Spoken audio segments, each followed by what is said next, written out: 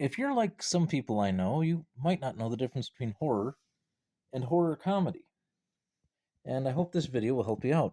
Now, Left 4 Dead is a horror game. It's a horror action game, and it's one of my favorite.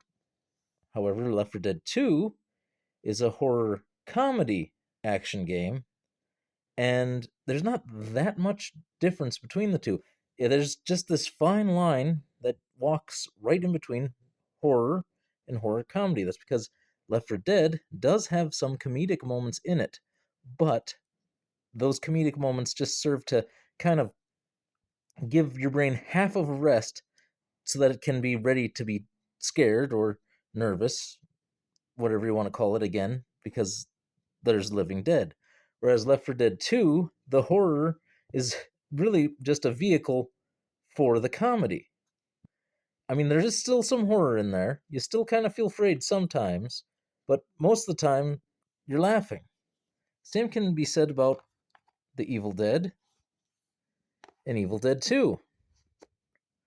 See, these motion pictures, The Evil Dead, made for a very low budget, great movie, and it's a horror.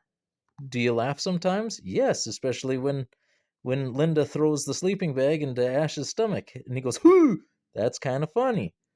Evil Dead 2, it's got some absolutely terrifying moments in it, but the green blood, the little over the top acting, it's a comedy, horror comedy.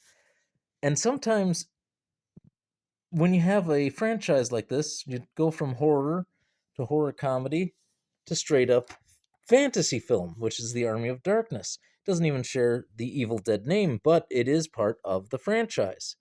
This one leans more into comedy and actually goes from horror into a fantasy film, which is pretty exciting. In fact, it's one of the few fantasy films where someone goes back in time to the Middle Ages or whatever, and it works, okay? Because it works.